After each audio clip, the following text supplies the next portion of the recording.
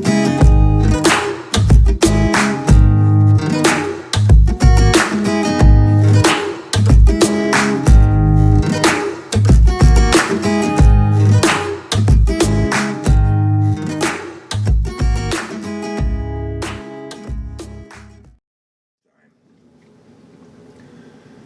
what do you say? My name is Tony Mostello, and welcome to my brand new debut of the channel, A Journey for Passion.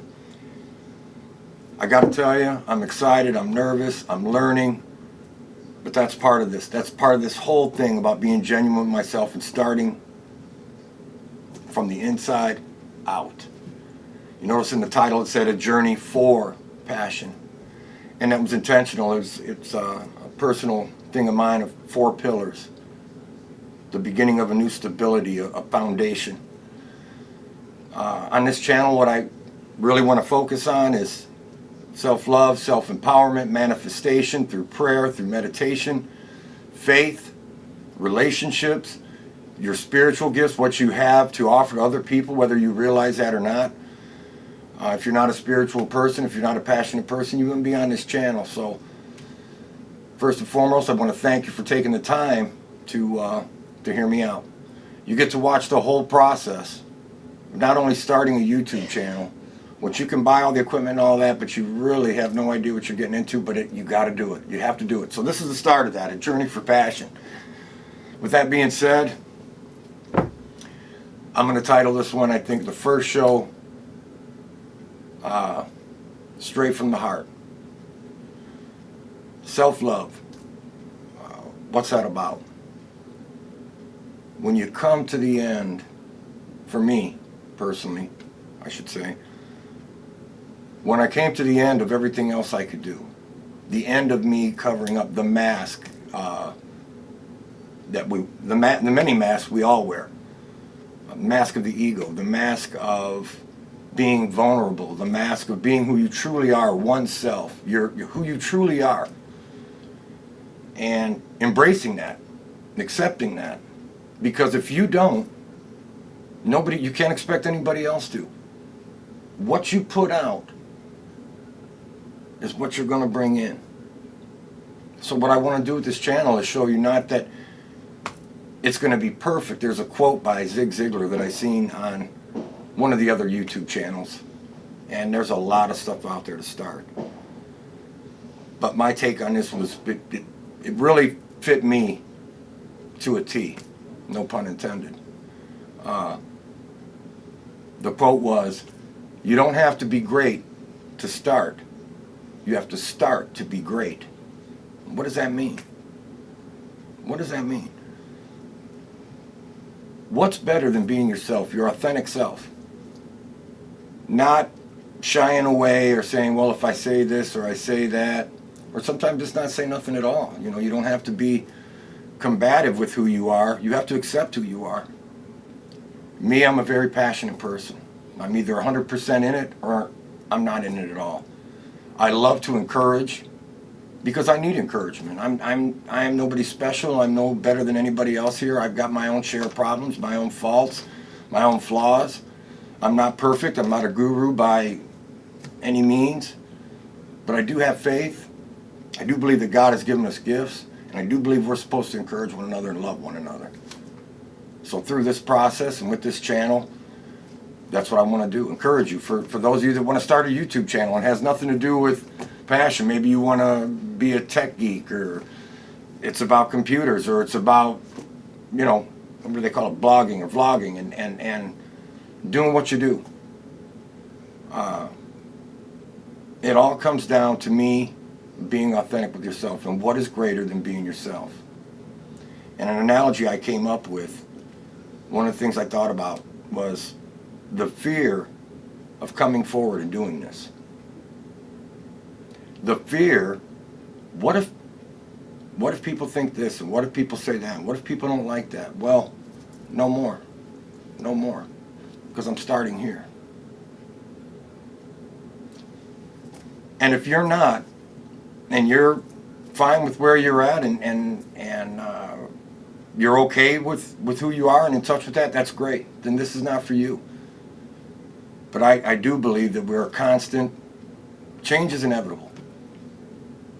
And the more change comes and you're true to yourself and you're authentic to yourself, you'll find that by being authentic, you're going to bring authentic things in, things that the word manifest, to meditate on something, to pray, have faith, to, ask God, ask the universe, this is what I want to try and this is what I want to do. Well, what are you passionate about? What can you not go a day without thinking about? Some thought in your head, whatever it is. It could be rebuilding cars, loving to take things apart. My brother was notorious for that at Christmas, brand new toys. He'd take them apart. He'd take my stuff apart. But it's his gift and his awareness and his authentic self that he has the motivation to, he has to tear things apart. He has to see how they work. And that's just one of his many gifts. He's helped me with this set, helped me build this set, and that in itself was an encouragement. There was so much to do with this, and I was so worried about how it was going to be. And the only thing I can be is authentic and tell you. You get to watch me go through and laugh at me, watch me make my mistakes with this, video editing, all of this. This is all new to me. It's all new to me. But I knew one thing. That if I could just be authentic, if I could just be me, if the only person I reached out to or helped or encouraged was me, then that's it. But I don't believe that. We are what we were raised to be. The map, if you will, or our parents' tradition. This is the way you do this, you get a job, you do this, however you were raised, and we're all different people, and I'm not knocking anybody, about their upbringing or anything like that, but the staples or the boundaries that are put around us in society. A good thing, not a good thing, but a thing to point out is social media, which I'm using as an appendage right now, or a way to reach out through my passion. But we get so caught up, and nothing against anybody who's on Facebook. I'm not trying to say that if you're on Facebook 24 hours a day, or Twitter or Instagram, any of that, I'm not here to bash anybody. What I'm saying is, if you're looking at that and what people say to you, and I've got 3,000 friends, I'm guilty of it too myself. I've got a lot of friends, but how many of those people do I know personally? How many of those people do I help out? Do I encourage? That when they're really down, they know they can count on me, or I can count on them. It's both ways. So I think getting trapped in what the way the world is today, everything is instant gratification. There is no conversation anymore. There's a need to look and see what somebody's doing on their social media, and I can tell you, everything is not what it seems. We all have our heartbreaks, our faults, our insecurities, our strengths. So what I'm trying to do with this channel is be encouraging. Ask you, what is it that you do every day that goes against you? What is it that you do without even thinking about it? An analogy I thought about not too long ago was when I was a kid. My brother, my mother, and I, we'd put these puzzles together. My dad, hard worker, was always gone, so we were always entertaining different things. But to the puzzle, when you see a puzzle, it's the picture of what you like that you put together. And what's the first thing we do after we open that box of that puzzle? We dump all the pieces out. What's the first thing we do? You look for the edges, all the straight edges. But what drew you to that puzzle wasn't the straight edge or the frame around it. It's the center of it, the heart of it. That picture, whatever it was, is the center of that puzzle. What if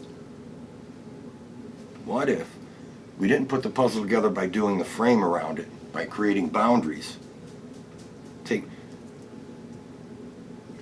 For a better explanation, going the easiest way to begin with, knowing you're going to have to put that together in the middle anyway, but starting from the center, from the core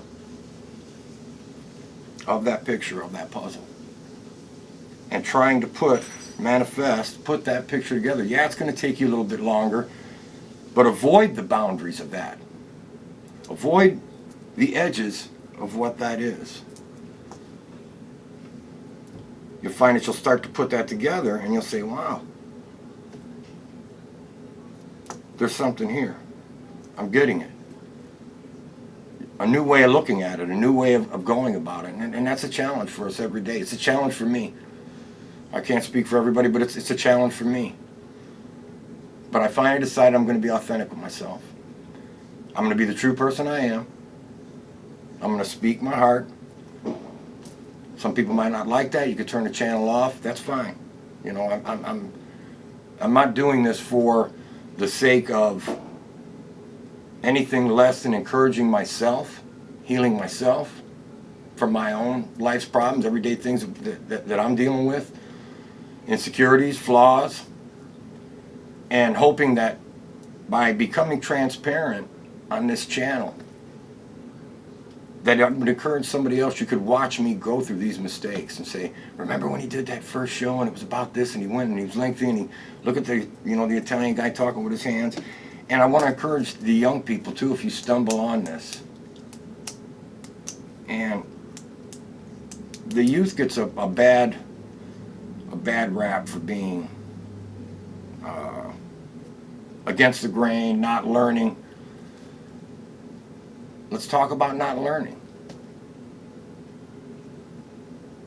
They make mistakes. We all make mistakes. But in youth, we make our mistakes, and from that, from our hurts and our mistakes and what we've done wrong, or how we chastise ourselves, or somebody's chastised us, or we've built that up in our mind that we've fallen short, there's that frame of that puzzle piece.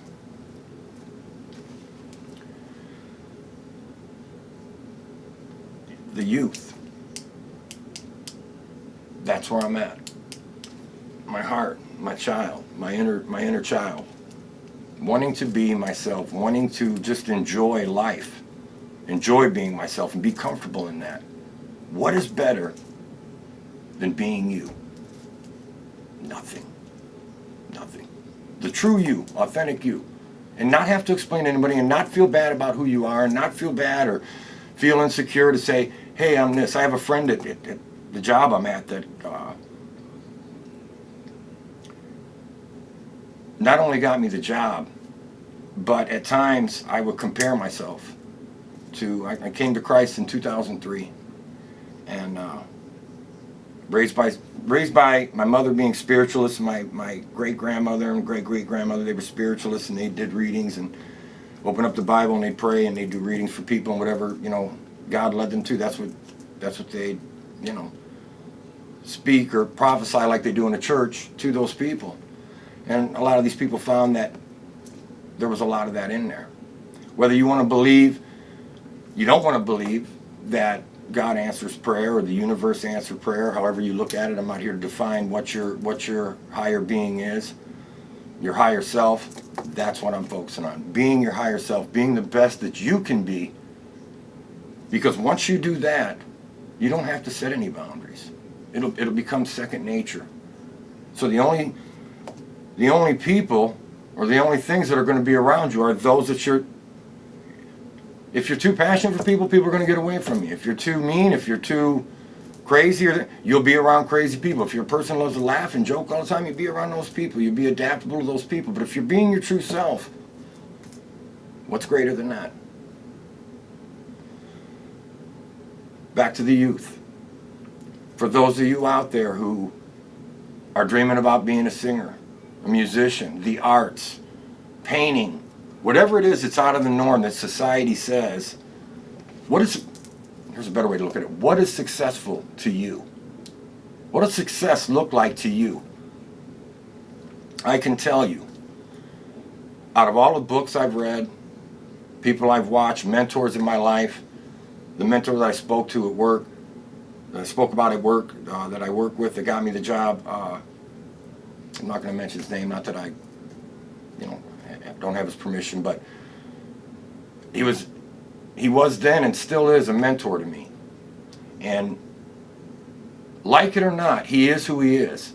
And he stands in that. And people can say what they want to say, but I can tell you, that person is pretty genuine. Pretty close to what they have, to me, and an example for me. So, yeah, they might be more prevalent in this or that, gifts that you don't have. But what they are doing for you, or for me, what this certain individual is doing for me, is encouraging me to bring out my outer self. A pastor, when I was back in church, when I used to go to church, nothing against church, but when we attended church a lot, and back when I was married, another great man, a pastor that I really loved, was close to me at my age, and was really hard on his sleeve, spoke from the heart, and what you see is what you get. And I loved that about him. And I could be me, and I'd swear, I'd cuss, or I'd say, whatever. But I was accepted. I was accepted for who I was at this church, and this man was a big part of that. And he ended up leaving the church. Life again changes. Ended up leaving the church. And I was waiting for the last time I was going to see him, because this man really meant a lot to me. And I'll never forget waiting till everybody in the church, and I felt nobody really cared for this man the way I did. My selfish thoughts, my own, man, I'm really going to miss this guy. How am I going to do this without him? The lack of another person. And one thing he said to me that really stuck out, when I finally got to talk to my way to the end of the line, and that's all I ever wanted was time with this man. And he was a busy man.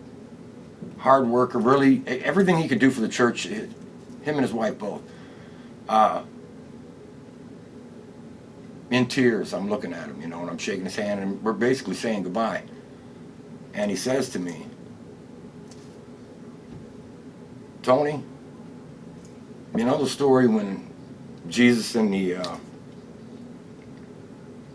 apostles are out on the water in the boat? It gets stormy, and Jesus is sleeping in the boat, and he gets out and he walks on the water, and he calms the seas. And he asked me, who got out of the boat? And I believe it was Peter. Forgive me if I'm wrong. I said, Peter. He says, that's who you are. And I'm like, well, that's the guy who walked out on the water and then he fell. And I thought, what a thing to say. But the next thing he said to me was the key. He was the only one. The only one of the disciples that got out and he walked a little bit. He did walk on the water, but because of lack of faith, he fell. And we're going to constantly do that. And that empowered me. But I never acted on it. It really moved me. And it was the last words he had to say to me, and I can tell you, to the core, to this day, rocked my world. What that one disciple did is he walked out, and he started to walk on the water, and he started to lose his faith. I can't believe I'm doing it. I can't believe I'm doing it. Afraid of success, having faith in oneself, what you can manifest. For me, it's time. And for you, whatever that is, whatever your journey for passion is, I hope to encourage you. From my heart, I hope that you can sit and watch me and say, okay, I won't do this, I won't do that. Learn from my mistakes, but I'm willing to put myself out there and do this. So in the many episodes that are going to come up, self-love, healing, encouraging others, spirituality, manifesting through prayer, through meditation, investing in oneself, being the better you, finding whatever that is, whatever your passion is. And remember, oddly enough, we'll go back to the puzzle. and then I'll close it up here. Many pieces in that puzzle, and they all don't look right when you're looking at them, but each and every one of us are a picture, we're a piece of that puzzle. And once you finish that puzzle, they got the stuff you put over it, code it, and then you frame it. But then again, frame and a frame and a frame. And yeah, that's nice to look at and say you did it, but I kind of looking at life now like expansion. Not decrease. Not getting older, getting younger, getting real with myself, getting real with my heart. Thank you all for taking the time to watch me. Love you all. Thank you for everybody that's encouraged me, my family that's helped me out. I'm doing it. Here we are. I'm out here. I'm going to end every show by saying to my baby girl, Maddie Ray, Poppy loves you. I'm going to see you soon. Poppy's been working on this. But I love you, baby girl. I'm so proud of you. I'm so proud of my family, all my kids, my brother, my mother and father. Thank you, everybody, the people at work that have encouraged me. I love you. Much love and abundance. Let's take a journey for passion. Peace.